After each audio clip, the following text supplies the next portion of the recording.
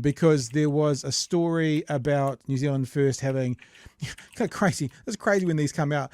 More cookers in their camp, and scarily enough, one of them, and I did the numbers. If you get about 6% of the vote, this person will be in government or in parliament, potentially in government. Fuck.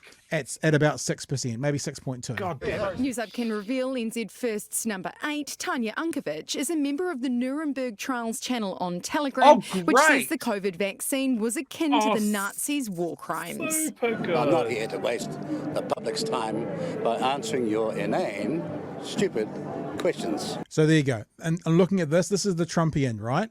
This is the Donald Trump sort of thing, basically telling the media that they're a bunch of fucking idiots. War crimes. I'm not here to waste the public's time by answering your inane, stupid questions. Actors now practically begging Kiwis not to vote for Peters in a new campaign video. A choice of more of the same or chaos.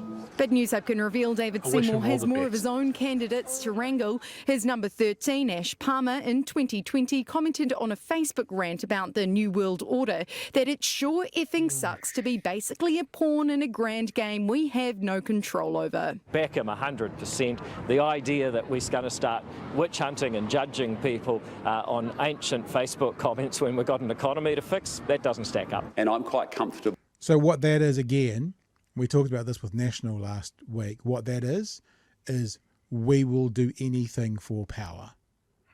Like, okay, so they've said some horrific things in the past. That doesn't matter because I want to be the finance minister. Anything. Sorry, Chewy?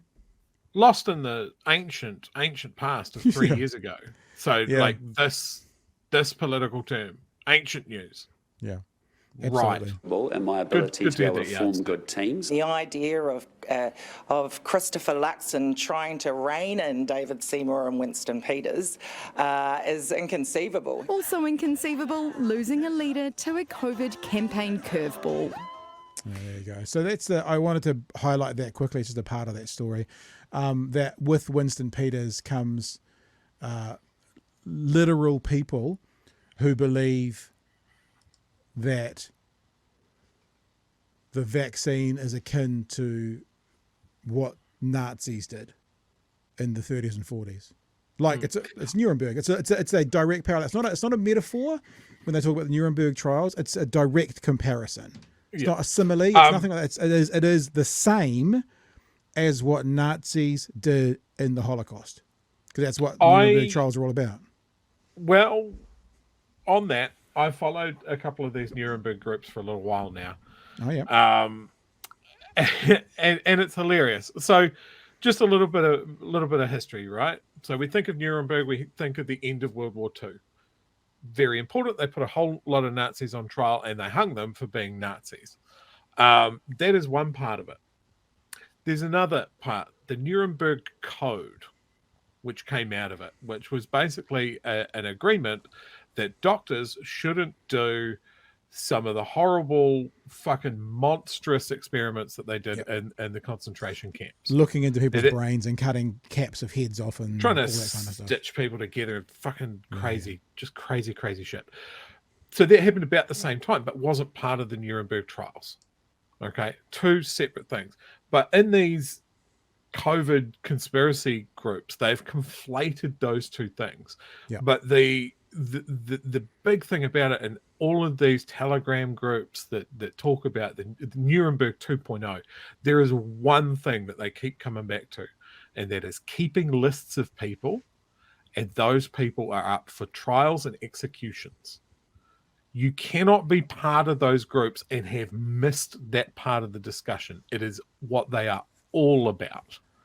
So to have a person that could sit in our parliament who thought it was a good place to be and a good discussion to have about fucking hanging public servants.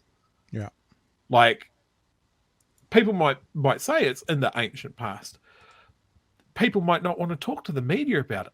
I don't fucking care. That is beyond the pale. Yeah. And I think it's a worthy thing to look at this person and go, well, hang on. This is what this person believed and participated in.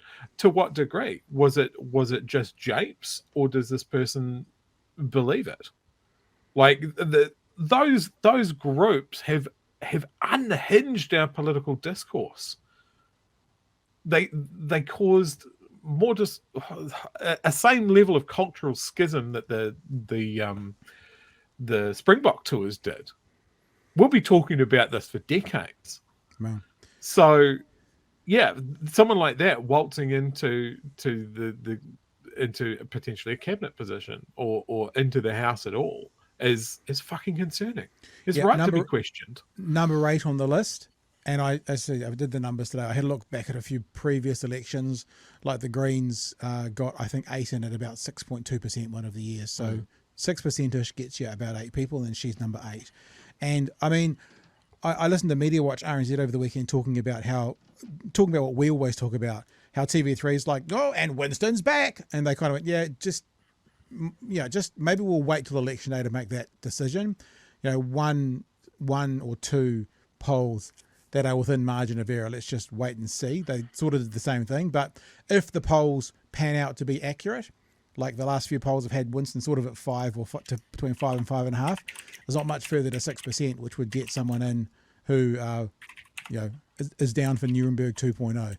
Now, the other thing about that, and I actually, it's a bit like Trump in America, actually, sort of the democratic process kind of ended up keeping Trump in check first time around. Like he didn't pass too much or do too much.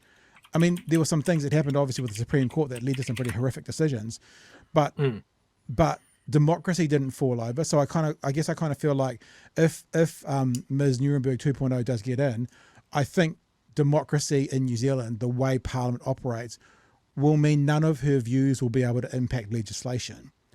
But the idea of it, look, it's a bit like the Lauren Boeberts of the world, or the Marjorie Taylor Greens of the world getting into government.